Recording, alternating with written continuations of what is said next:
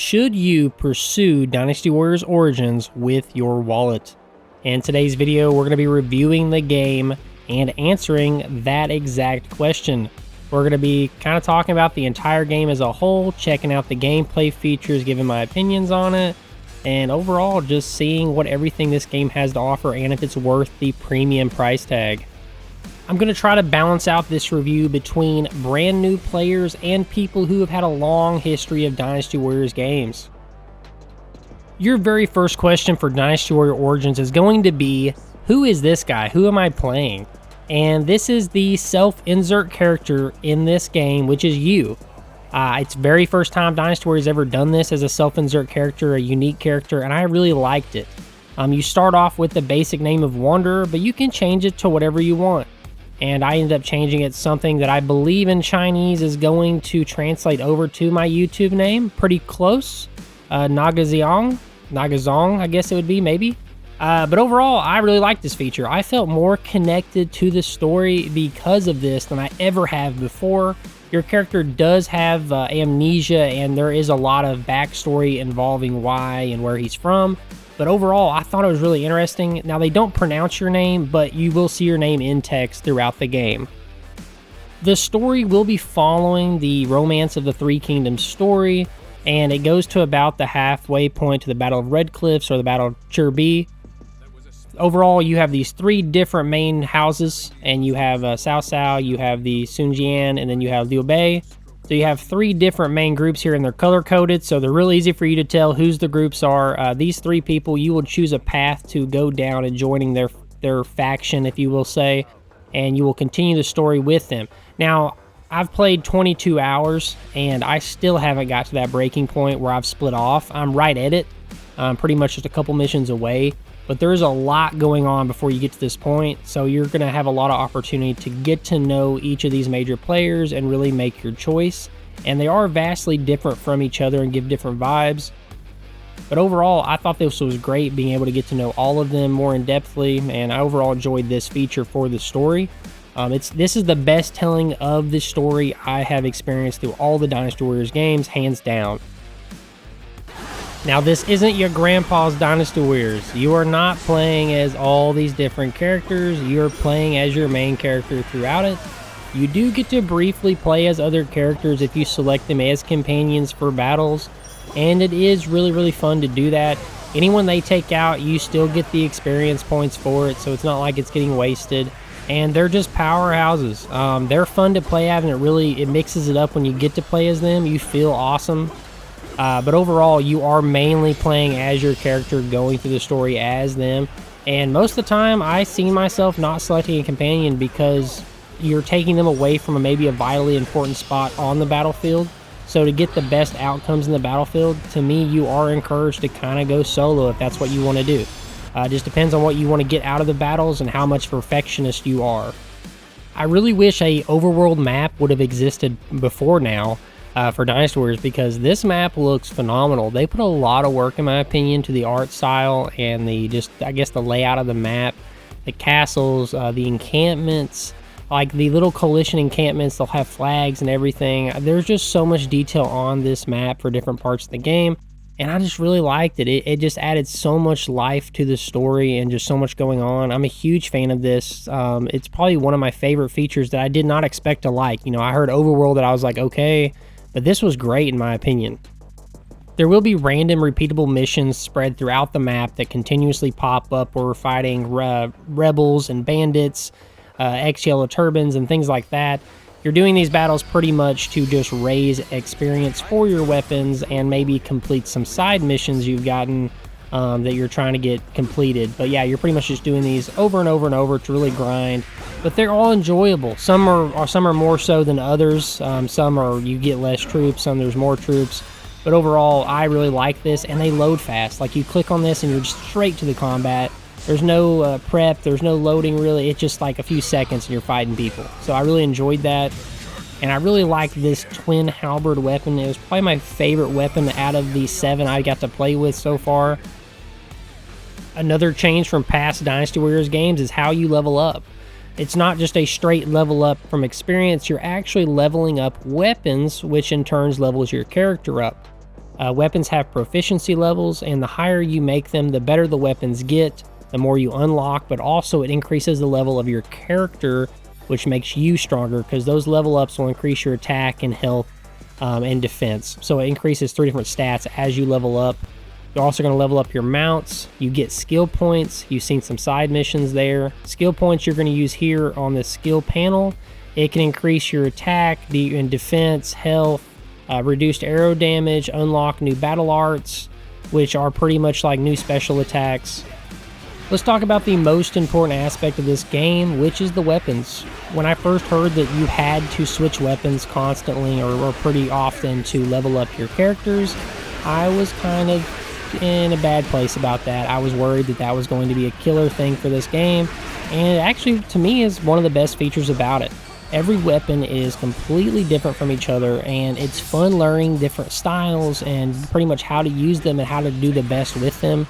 So I just really enjoyed it. Now everyone's going to have favorite, least favorite, but every weapon here is viable to use, and they're all fun in a different way.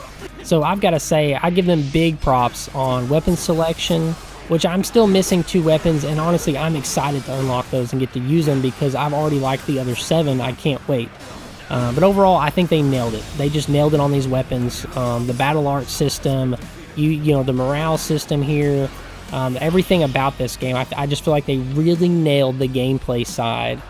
So even though there's only one character, I feel like this is the best gameplay ever for a Dynasty Warriors game. As you see here, little bonus showing off of a duel.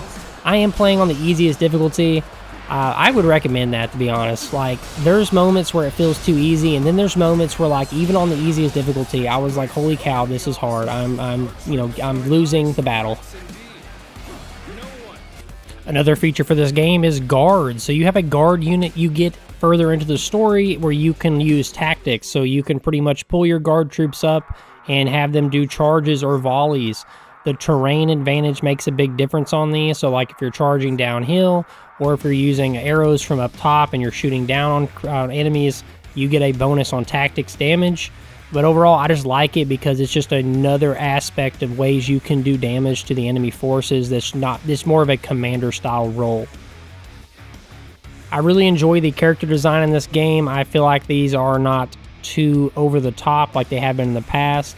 I feel like it's been modernized and there's just the right amount of flair for certain characters, but nothing's too polarizing or too far out there. So I will say that to me, these are a great design on these characters and they look really good, especially those ladies.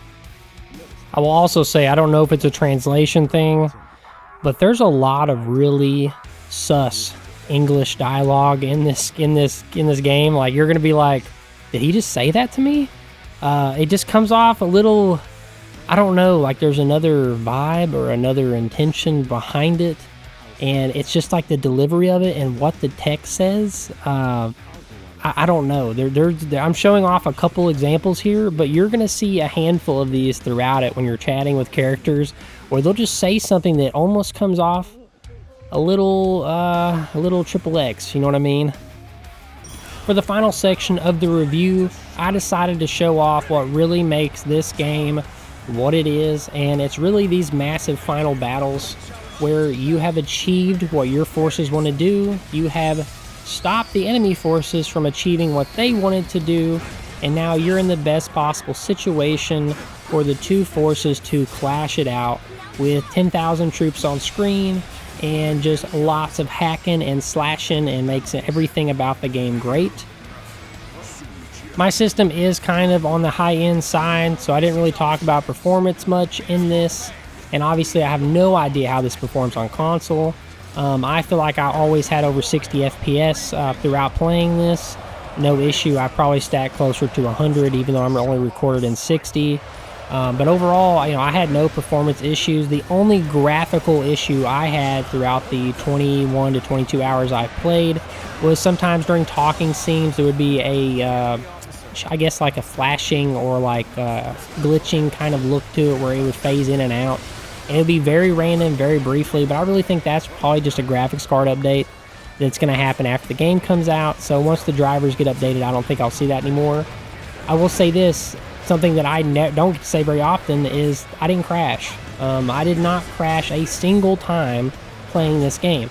I have played so many other games where I have crashed on eventually.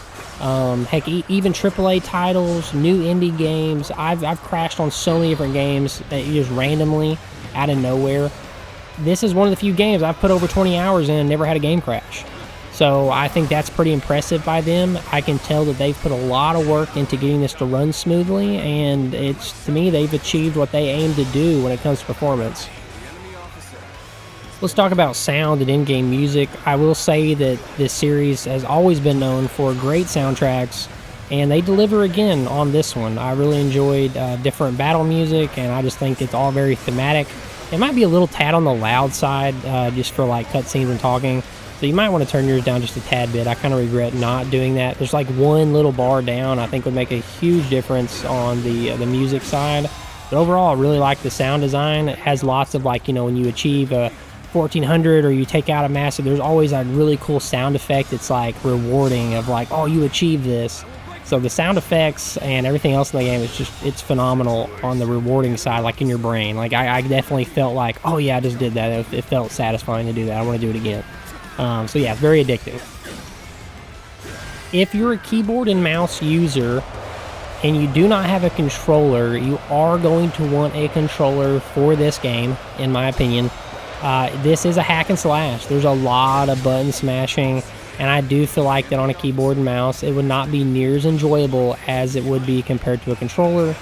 And so I would highly recommend buying one or getting one for this title if you're going to play it, because you might not enjoy the control scheme as much on keyboard and mouse. Or you might. I'm not going to say you won't, but I just know for me personally, I had a blast playing this on my controller. And definitely gave me a lot of nostalgia because I haven't played a good controller game in a while. So that's my opinion on that, guys. The conclusion to this review for Dynasty Warriors Origins is positive. Obviously, I said a lot of positive things throughout this entire video. You knew where it was heading the entire time. So yeah, I was a fan of this. I give it a 10 out of 10 in my book. I recorded this, obviously, and I caught myself forgetting I was recording because I was so into the story and the gameplay and just enjoying it that I forgot I was recording.